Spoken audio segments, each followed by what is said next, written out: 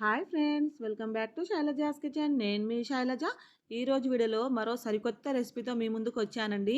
మీకు ఎప్పుడు ఉప్మా తిని బోర్ కొడితే ఇన్స్టెంట్గా ఒక కప్పు ఉప్మా రవ్వతో ఇలా ప్రిపేర్ చేసుకోండి.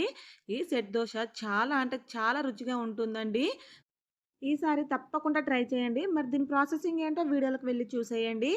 ఫస్ట్ మనం దీనికోసం పోపు ప్రిపేర్ చేసుకోవాలి. స్టవ్ ఆన్ చేసి ఒక పోపు గరిటె పెట్టుకోండి. ఇందులోకి 1.5 టేబుల్ స్పూన్ల ఆయిల్ వేసేసుకొని, ఆయిల్ కొంచెం హీట్ అయిన తర్వాత 1 టీ స్పూన్ వరకు మినపప్పు వేసుకోండి. 1 టీ స్పూన్ జీలకర్ర, 1 టీ స్పూన్ ఆవాలు వేసేసుకొని వీటిని కొంచెం ఫ్రై చేసుకోవాలి.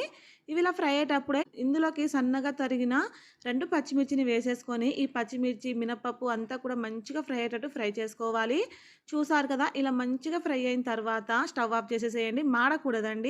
ఇప్పుడు ఈ గిన్నెను పక్కన పెట్టేసేయండి. మనకు ఇది చల్లారుతూ ఉంటుంది. నెక్స్ట్ మిక్సీ గిన్నెలోకి 1 కప్పు వరకు బొంబాయి రవ్వ తీసుకోండి. దీన్నే ఉప్మా రవ్వ, సూజీ అంటాం కదా. ఇది 1 కప్పు వరకు వేయండి. ఇందులోనే అర కప్పు వరకు కమ్మటి పెరుగుని వేసుకోండి.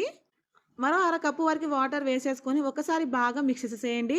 మీ అవసరానికి అనుగుణంగా కొంచెం కొంచెంగా వాటర్ని వేసుకుంటూ పిండిని మనము స్మూత్గా గ్రైండ్ పట్టుకోవాలి. నేను పిండి మొత్తం గ్రైండ్ పట్టినాక చూపిస్తున్నాను చూడండి. ఇలా వెన్నలా ఉండాలన్నమాట. మీకు ఎంత వీలైతే అంత స్మూత్గా పట్టేసేయండి పిండిని. ఇందులోనే మరో అర కప్పు వరకు వాటర్ వేసేసుకొని ఇదంతా కూడా బాగా మిక్స్ చేసేసేయండి. ఎక్కడ ఉండలు లేకుండా బాగా కలుపుకోవాలండి. పిండి చూసారు కదా, ఇలా ఈ కన్సిస్టెన్సీలో ఉండాలన్నమాట. ఇలా పిండిని కలిపేసుకున్న తర్వాత ఇందులోకి రుచికి సరిపడా ఉప్పుని వేయండి. అలానే పావు టీ స్పూన్ వరకు వంట సోడా వేయండి. మనం ఇన్‌స్టంట్‌గా చేస్తున్నాం కాబట్టి ఇలా కొంచెం వంట సోడా వేయాలండి. మీరు వంట సోడా వద్దనుకుంటే ఒక హాఫ్ అన్ అవర్ వరకు ఇలా పిండి కలిపి పక్కన పెట్టేసేయండి.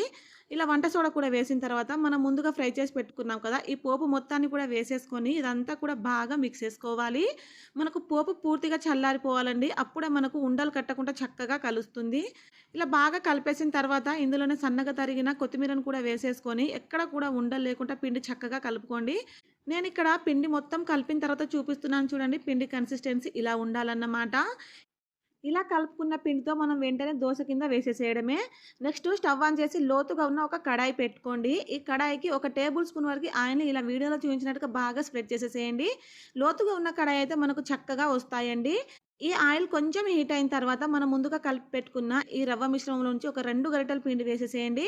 మరీ ఎక్కువగా వేయకూడదండి. ఎక్కువగా వేస్తే మనకు లోపటి వరకు చక్కగా ఉడకదు. సో, ఇలా ఒక 2 గరిటెల పిండి వేసిన తర్వాత మంచిగా స్ప్రెడ్ చేసేసేయండి.